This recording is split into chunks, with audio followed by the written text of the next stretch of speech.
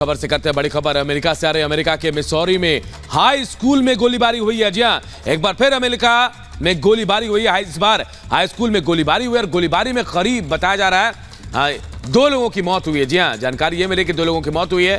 हालांकि पुलिस ने हमलावर को भी ढेर कर दिया। तस्वीरें हम आपको दिखा रहे हैं। ये तस्वीरें जो है मिसौरी की हैं, जहां हाई स्कूल में गोलीबारी हुई है। जी हां, एक बार फिर गोलियों से दहल उठा है अमेरिका। लगातार ऐसी गोलीबारी की घटना अमेरिका में बढ़ गई हैं और लगातार ऐसी घटनाएं सामने भी आ रही हैं। इस बार गोलीबारी मिसौरी में हुई है। मिसौरी में हाई स्कूल में गोलीबारी हुई है और इस गोलीबारी में 2 लोगों की मौत की खबर भी है। हालांकि बाद में हमलावर को भी पुलिस ने ढेर कर दिया है। तस्वीरें में आपको दिखा रहे हैं। घेराबंदी कर ली गई है। उसके बाद कैसे यहाँ पर सबको रोका गया, पुलिस ने हमलावर को घेरा और फिर उसे ढेर कर दिया है। अमेरिका के मिसौरी की तस्वीरें हम आपको दिखा रहे हैं। यहाँ हाई स्कूल में गोलीबारी हुई है और इस गोलीबारी में 2 लोगों की मौत की खबर है।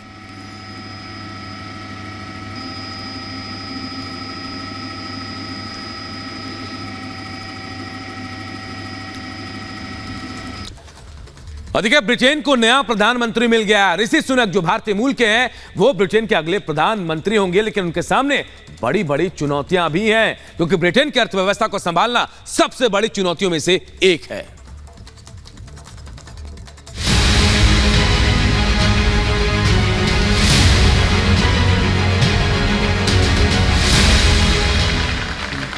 ब्रिटेन में प्रधानमंत्री पद को लेकर चर्चाएं अब जल्द खत्म हो सकती है। पीएम पद के लिए भारतीय मूल के ऋषि सुनक जल्द ही ब्रिटेन के पीएम पद को संभालेंगे। सूत्रों से मिली जानकारी के मुताबिक ऋषि सुनक आज ही किंग चार्ल्स से मुलाकात के बाद पीएम पद का पदभार संभाल सकते हैं। ब्रिटेन में पीएम पद पर बैठने के लिए सुनक बिल्कुल तैयार हैं। अब ब्रिटेन में भारतीय मूल के ऋषि सुनक का शासन आया है। ब्रिटेन की कंजर्वेटिव पार्टी ने दिवाली के दिन ऋषि सुनक को अपना नेता चुना। वो यूनाइटेड किंगडम के पीएम बनने वाले पहले एशियाई मूल के व्यक्ति हैं। प्रधानमंत्री मोदी ने भी ट्वीट कर बधाई दी। कहा, ऋषि सुनक को हार्दिक बधाई, चूंकि आप ब्रिटेन के प्रधानमंत्री बनने वाले हैं। मैं वैश्विक मुद्दों पर एक साथ मिलकर काम करने और रोड मैप 2030 को लागू करने के लिए काफ़ी उत्सुक हूँ। आगे ट्वीट में पीएम मोदी ने लिखा, ब्रिटिश भारतीयों के जीवन संतु को दिवाली की विशेष शुभकामनाएं। हमने ऐतिहासिक संबंधों को आधुनिक साझेदारी में बदला है। तो वहीं अब देश के अंदर भी ऋषि सुनक को लेकर विवाद छिड़ चुका है। कुछ नेताओं ने सुनक को इस सफलता के लिए बधाई दी, तो कुछ नेताओं ने इसकी आलोचना करनी शुरू कर दी। ऋषि सुनक के समर्थन में 185 से ज़्यादा सांसद हैं। पेनी मॉर्डाउंट को केवल 25 सांसदों का ही समर्थन मिल पाया है। इसके बाद पेनी ने अपना नाम वापस ले लिया, जिसके बाद सुनक का पीएम बनना काफ़ी हद तक तय हो चुका था। विवाद बढ़ा तो कांग्रेस नेता शशि थरूर ने कहा, अगर ऐसा होता है तो मुझे लगता है कि हम सभी को यह स्वीकार करना होगा कि ब्रिटेनियों ने दुनिया में कुछ बहुत ही दुर्लभ काम किया होगा। केंद्र सरकार पर भी शशि थरूर ने जमकर निशाना साधा।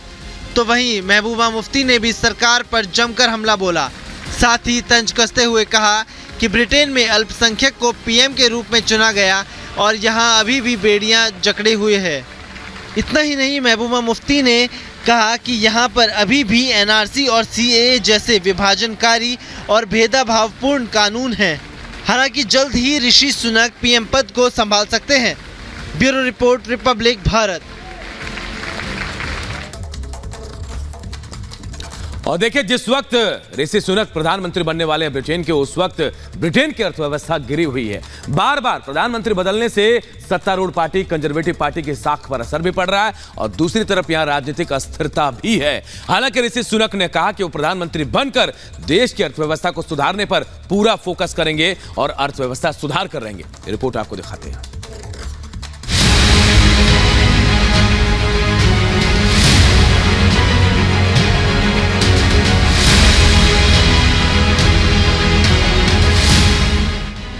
जब पद और कद बढ़ता है तो जिम्मेदारियां और चुनौतियां भी बढ़ जाती हैं। सुनक के सामने शपथ लेते ही कई बड़े काम हैं जो उन्हें करने होंगे।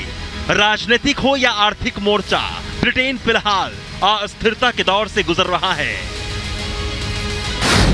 दुनिया के कई देशों की तरह ब्रिटेन भी मंदी के दौर से गुजर रहा है। 40 सालों की सबसे बड़ी मंदी बताई जा रही है। डॉलर के मुकाबले पाउंड गिर रहा है। ब्रिटेन की जीडीपी गिरी है। मंदी से निपटने में नाकाम रहने के बाद ही लिज ट्रस ने इस्तीफा दिया था। सुनक के सामने अर्थव्यवस्था को पटरी पर लाने की चुनौती होगी। सुनक से पहले लिज ट्रस को सिर्फ 45 दिनों में ही इस्तीफा देना पड़ा था। ये ब्रिटिश इतिहास में सबसे कम कार्यकाल था। ब्रिटेन में राजनीतिक अस्थिरता है, ये कहना गलत नहीं होगा। सुनक को पीएम बनते ही देश को इससे भी उबारना होगा। साथ ही अपनी पार्टी की गिरती साख भी बचानी होगी, क्योंकि 2 महीने के अंदर ही तीसरा पीएम चुना जा रहा है। बार बार पीएम बदलने से सत्तारूढ़ कंजर्वेटिव पार्टी की छवि खराब हो रही है। बताया जा रहा है कि विपक्षी लेबर पार्टी की लोकप्रियता 25% बढ़ गई है। ब्रिटेन में नए चुनाव के लिए 2 साल का समय है। इससे पहले सुनक को खुद को साबित करना होगा। वैसे ऋषि ने ब्रिटेन वासियों को भरोसा दिलाया है कि वो देश की अर्थव्यवस्था को पटरी पर लाएंगे, जो मंदी का दौर है उसे खत्म करेंगे। उन्होंने ट्वीट किया है, यूके एक महान देश है, लेकिन इस समय हमारे सामने बड़ा आर्थिक संकट है। इसलिए मैं कंजर्वेटिव पार्टी का नेता और आपका पीएम बनना चाहता हूं। मैं अर्थव्यवस्था को सही करना चाहता हूं, अपनी पार्टी को एकजुट करना चाहता हूं और देश के लिए काम करना चाहता हूं। यानी सुनक खुद भी मान रहे हैं, वो ये जानते हैं कि कोई फूलों का ताज नहीं होगा। देखना यह है कि वो ब्रिटेन के नए पीएम के तौर पर इन चुनौतियों का कैसे सामना करते हैं। Bureau report, Republic Bharat. तो ब्रिटेन में प्रधानमंत्री पद को लेकर चर्चाएं अब जल्दी थम सकती हैं। पीएम पद के लिए भारतीय मूल के ऋषि सुनक जल्द ही ब्रिटेन के पीएम पद को संभाल सकते हैं।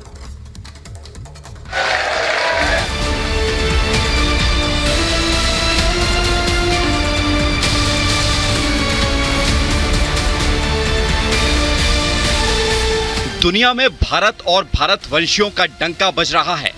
इसका सबसे बड़ा सबूत है ऋषि सुनक। वो ब्रिटेन की राजनीति का एक अहम किरदार बन चुके हैं। बेहद कम उम्र में वो इस मुकाम पर पहुंचे हैं। कामयाबी ने ऐसा कदम चूमा कि उनका नाम अब दुनिया में गूंज रहा है।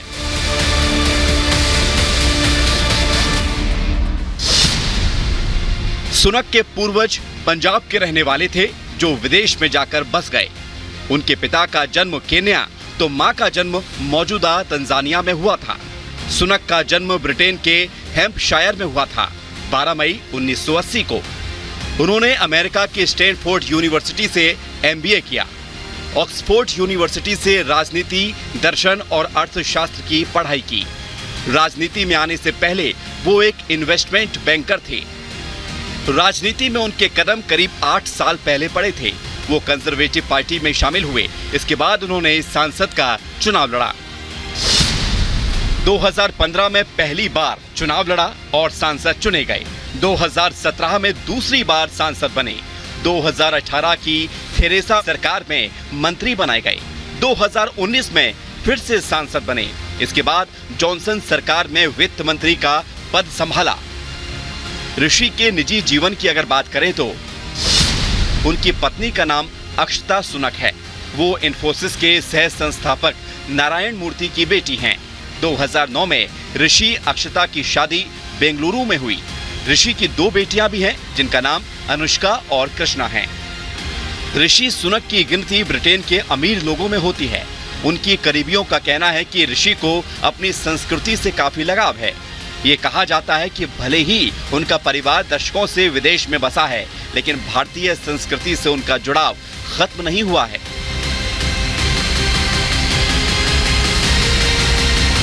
Bureau report, Republic Bharat. और अगली खबर दिवाली से जुड़ी। दिवाली पर दिल्ली में आतिशबाजी पर बैन लगा था, लेकिन इसके बावजूद जमकर पटाखे फोड़े गए और बीजेपी नेता तेजिंदर सिंह बग्गा ने तो बाकायदा एक वीडियो ट्वीट किया जिसमें वो पटाखे जलाते दिख रहे हैं और ये भी कह रहे हैं कि वो हर कार्रवाई के लिए तैयार हैं। अगर दिल्ली सरकार चाहे तो कार्रवाई कर सकती है। यही नहीं, बग्गा ने अरविंद केजरीवाल की तुलना औरंगजेब से कर दी है। रिपोर्ट आपको दिखाते हैं। दिल्ली में पटाखों को लेकर एक बार फिर से विवाद छिड़ा हुआ है। दिल्ली में पटाखों पर बैन है, लेकिन बीजेपी नेता तेजिंदर सिंह बग्गा पटाखे जलाते हुए ट्विटर पर नजर आए। ट्विटर पर पटाखे जलाने की वीडियो शेयर करते हुए तेजिंदर सिंह बग्गा ने दिल्ली सरकार पर हमला बोला। तेजिंदर सिंह बग्गा ने कहा कि वे किसी भी तरह की कार्रवाई के लिए तैयार हैं। इतना ही नहीं, मुख्यमंत्री अरविंद केजरीवाल पर निशाना साधते हुए तेजिंदर सिंह बग्गा ने कहा, औरंगजेब के बाद वो दूसरे शासक है जिन्होंने पटाखों पर बैन लगाया है। अरविंद केजरीवाल इस देश के दूसरे शासक हैं जिन्होंने आतिशबाजी पर पूर्ण रूप से दिवाली पर पाबंदी लगाई है। बग्गा ने इसके अलावा एक और ट्वीट किया जिसमें वो झुग्गी बस्ती के बच्चों को पटाखे बांटते नजर आ रहे हैं। वीडियो में बग्गा के साथ कुछ और लोग भी हैं जो बच्चों को पटाखे फोड़ने को कहते हुए दिखाई दे रहे हैं। हालांकि दिल्ली सरकार या आम आदमी पार्टी की तरफ से अभी तक कोई जवाब नहीं आया है।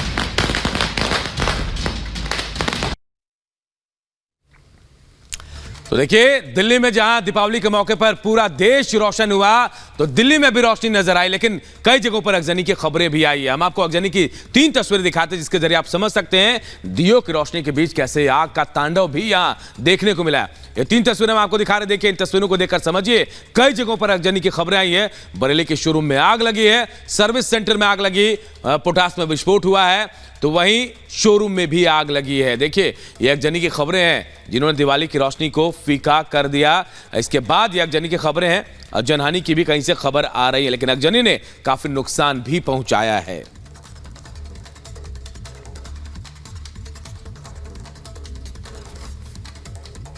और अब बात महायुद्ध की। रूसी राष्ट्रपति पुतिन ने यूक्रेन पर हमले का नया फरमान जारी कर दिया और इससे नाटो देशों में खलबली मच गई है। यूक्रेन पर मिसाइल हमले के बाद यूक्रेन के करीब 10 लाख घरों में बत्ती गुल है और इसी बीच रूस ने कहा है कि यूक्रेन डर्टी बम का इस्तेमाल कर रहा है। यह वही डर्टी बम है जिससे भारी तबाही मच सकती है।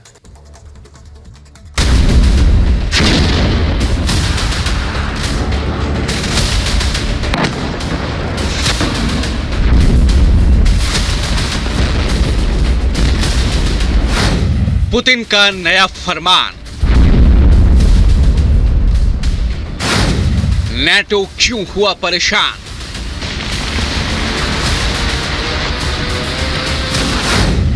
डर्टी बम गिरा तो क्या होगा? क्या है रूस ईरान की नई चाल? पुतिन की नई चाल से सिर्फ जेलेंस्की ही नहीं बल्कि समस्त नाटो देशों के कान खड़े हो गए हैं। खेरसन को लेकर पुतिन ने जो संकेत दिया है वो बेहद ही खतरनाक हो सकता है। रूस हर दिन यूक्रेन में अपने कब्जे वाले इलाकों से भारी संख्या में यूक्रेनियों को बाहर निकाल रहा है। खेरसन से पिछले 1 हफ्ते में करीब 10,000 लोगों को रूस ने बेघर कर दिया है। इस बीच पुतिन का नया फरमान आ गया है। रूसी सेना ने खेरसन के सभी लोगों को जितनी जल्दी हो सके शहर छोड़ने का अल्टीमेटम दे दिया है। 24 फरवरी को शुरू हुई ये लड़ाई अब 8 महीने पूरे कर चुकी है। दोनों ही देशों ने अब तक जंग में अरबों डॉलर झोंक दिया है। यूक्रेन पर रूसी हमले रुकने का नाम नहीं ले रहे। बीती रात रूस ने एक साथ यूक्रेन पर 36 रॉकेट दाग दिए, मानो यूक्रेन में रात भर मिसाइलों की बरसात हुई हो।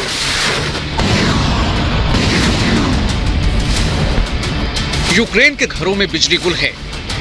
खमेलनित्स्की शहर के 6,72,000 घरों में अंधेरा छा चुका है।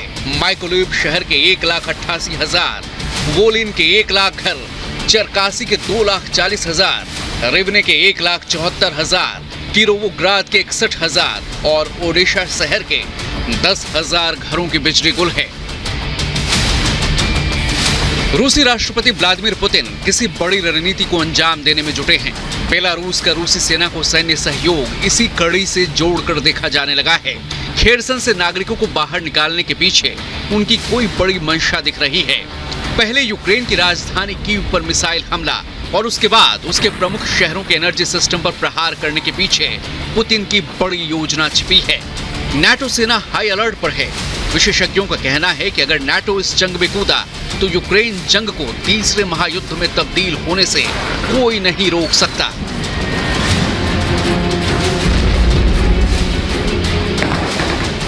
दरअसल पुतिन की सोच अलग है। वो एक ही तीर से कई निशानों को भेदने की रणनीति बना रहे हैं। अपनी सैन्य रणनीति के जरिए उनकी कोशिश ज़ेलेंस्की सहित पश्चिमी देशों पर दबाव बनाने की है। रूसी सेना का लक्ष्य यूक्रेन के बुनियादी ढांचे को ध्वस्त करना है। इसके बाद यूक्रेन समझौते के लिए विवश हो सकता है। ज़ेलेंस्की भी हार मानने वालों में से नहीं है, डटकर रूस का सामना कर रहे हैं। रूस ने बड़ा दावा किया है। रूस ने यूक्रेन पर डर्टी बॉम्ब के इस्तेमाल के आरोप लगाए हैं। रूस के रक्षा मंत्री की रविवार को फ्रांस और तुर्की के सैन्य अधिकारियों से बात हुई। इनमें शोइगु ने यूक्रेन सेना की बड़ी संख्या में डर्टी बमों के इस्तेमाल की योजना पर चर्चा की। कहा कि अगर ऐसा हुआ तो माहौल बिगड़ जाएगा।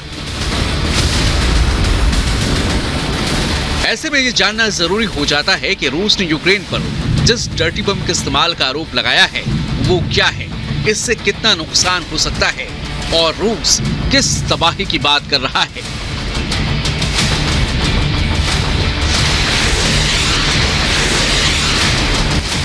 डर्टी बम रेडियो एक्टिव पदार्थों को फैलाने में विस्फोटकों का इस्तेमाल करता है। हालांकि ये बम परमाणु विस्फोटकों जितना विनाशकारी प्रभाव वाला नहीं होता, लेकिन ये बम रेडियो एक्टिव कॉन्टैमिनेशन से एक बड़े क्षेत्र को तबाह कर सकता है। डर्टी बम का सबसे ज्यादा खतरा इसके विस्फोट से है। इससे गंभीर चोटें लग सकती हैं, संपत्तियों को भारी नुकसान की आशंका है और स्वास्थ्य को बहुत ज्यादा नुकसान पहुंचा सकता है। न ही इसकी गंध महसूस होती है, न ही इसके रेडिएशन के स्वाद का पता चलता है।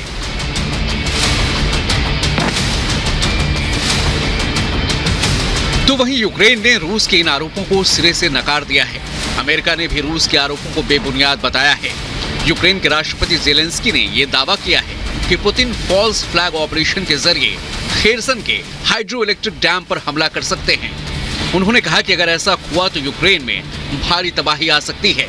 इसका अंदाजा इसी बात से लगाया जा सकता है कि यूक्रेन के 80 शहर और गांव जल में डूब जाएंगे। इस बीच एक और बड़ी खबर सामने आई है। जानकारी के मुताबिक ईरान अब रूस को 40 गैस टरबाइन भेजने वाला है। यही नहीं, रूस ईरान के पेट्रोलियम उद्योग में करीब 40 अरब डॉलर का निवेश कर सकता है। ईरान और रूस के बीच बढ़ती करीबियां बहुत बड़ा संकेत दे रही हैं।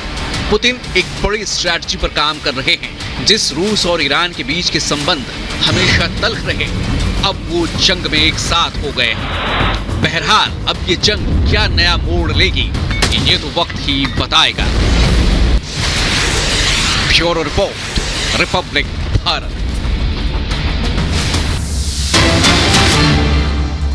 और एक बड़ी खबर आ रही है। बड़ी खबर ग्रेटर नोएडा से आ रही है, जहां सोसाइटी में आग लगी है। 17वीं मंजिल पर रात को आग लगी और 60वीं मंजिल तक आग पहुंची है। किसी के जनहानि की सूचना नहीं है, लेकिन आग वहां लगी है, ये जानकारी मिल रही है। तो देखिए, दीपावली के मौके पर जहां दिए जलाए जा रहे थे, वहीं अगलगी की खबरें जो हम आपको बता रहे हैं। ऐसी खबर ग्रेटर नोएडा से आई है और ये तस्वीरें हम आपको दिखा रहे हैं। वेदांतम सोसाइटी में आग लगी है। गौर सिटी 2 के वेदांतम सोसाइटी में आग लगी है।